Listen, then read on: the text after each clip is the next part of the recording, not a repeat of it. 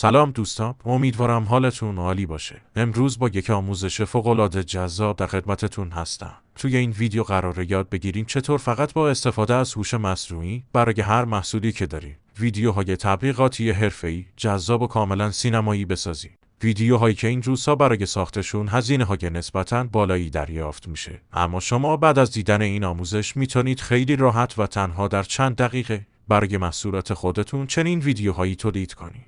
قبل از اینکه وارد آموزش بشین، اگر هنوز عضو کانال نشدید، حتما کانال رو سابسکرایب کنید، ویدیو رو لایک کنید و زنگوله اعلان ها رو هم فعال کنید تا آموزش های بعدی رو از دست ندید. همچنین کانال تلگرام و پیج اینستاگرام ما رو هم دنبال کنید. داخل اونها به صورت مرتب پرامپت‌های حرفه‌ای، آموزش‌های کاربردی و نکات مهم مربوط به هوش مصنوعی منتشر می‌کنیم. خب دوستان، بدون اتلاف وقت بریم سراغ آموزش اصلی. امروز برای ساخت این ویدیوهای تبلیغاتی به دو ابزار نیاز داریم: چتبت و فلو. لینک دانلود و اطلاعات مورد نیاز هر دو برنامه رو داخل کانال تلگرام قرار میدم تا به راحتی بتونید بهشون دسترسی داشته باشید. حالا وارد مرحله اول میشیم. ابتدا وارد چتبت میشی. بعد از ورود از منوی سمت چپ روی گزینه پروژکت کلیک میکنید. اگر برای اولین بار وارد این بخش میشید، هیچ پروژه‌ای ندارید و صفحه خالیه. روی نو پروژکت کلیک میکنیم تا یک پروژه جدید بسازیم. برای پروژه یک اسم انتخاب میکنیم. من اینجا اسم پرامپت محصول رو وارد میکنم. شما میتونید هر اسم دلخواهی انتخاب کنید. بعد از وارد کردن اسم پروژه روی کرییت پروژکت کلیک میکنید. چند ثانیه صبر میکنیم تا پروژه ساخته بشه. خب پروژه آماده شد. حالا روی 3 نقطه بالای صفحه کلیک میکنیم و وارد بخش گیدت اینستراکشنز میشیم.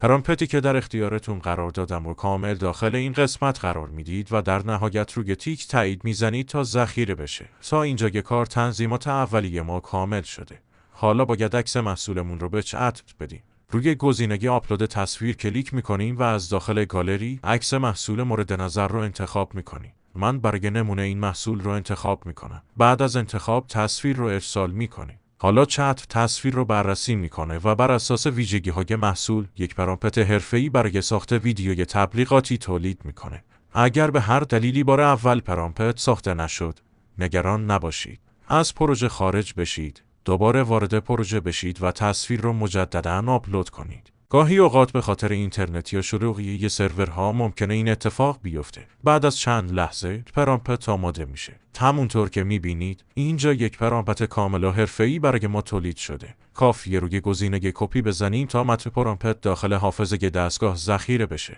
و به این ترتیب کار ما با چتبت تموم میشه. حالا وارد بخش دوم آموزش میشیم. برنامه فلو رو باز میکنیم. اگر اولین باره که وارد این برنامه میشید، باید یک حساب کاربری بسازید. کافیه با ایمیل ثبت نام کنید. بعد از ثبت نام، فلو حدود 50 کردیت رایگان در اختیارتون قرار میده. این مقدار معمولاً برای ساخت چند ویدیوی آزمایشی کاملاً کافی هست. بعد از اتمام کردیت ها هم میتونید با یک ایمیل جدید حساب دیگری ایجاد کنید و مجدداً اعتبار رایگان دریافت کنید. خب، من از قبل وارد حساب کاربریم شدم. بنابراین مستقیم روی گزینه نو کلیک میکنم. بعد از ایجاد پروژه جدید، وارد بخش ساخت ویدیو میشیم. اینجا روی گزینه ایمیج ویدیو کلیک میکنیم. در این قسمت چند تنظیم مهم داریم. اول نسبت تصویر هست. اگر قصد دارید ویدیو رو داخل اینستاگرام ریلز، تیک تاک یا یوتیوب شورتز منتشر کنید، بهتر از نسبت 9 و 16 دقیقه استفاده کنید. اما اگر برای یوتیوب معمولی یا نمایش افقی ویدیو میسازید، نسبت 16 و 9 دقیقه مناسب تره.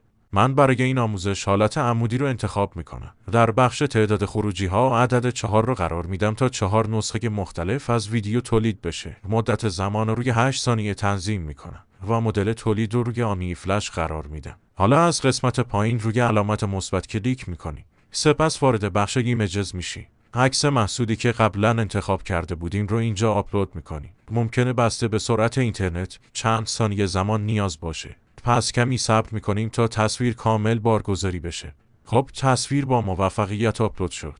حالا نوبت پرامپتیه که از چتبت دریافت کردی. متن پرامپت رو داخل این کاد پیست میکنی. دقت کنید هرچه پرامپت دقیق تر باشه، نتیجه نهایی هم حرفه‌ای تر خواهد بود. حالا همه چیز آماده است. روی دکمه جنریت کلیک میکنی. فلو شروع میکنه به پردازش تصویر پرامپت. در این مرحله باید چند دقیقه صبر کنیم تا خروجی ها آماده بشن. برای اینکه زمان ویدیو طولانی نشه، من این قسمت رو جلو میزنم و بعد از آماده شدن خروجی ها برمیگردم.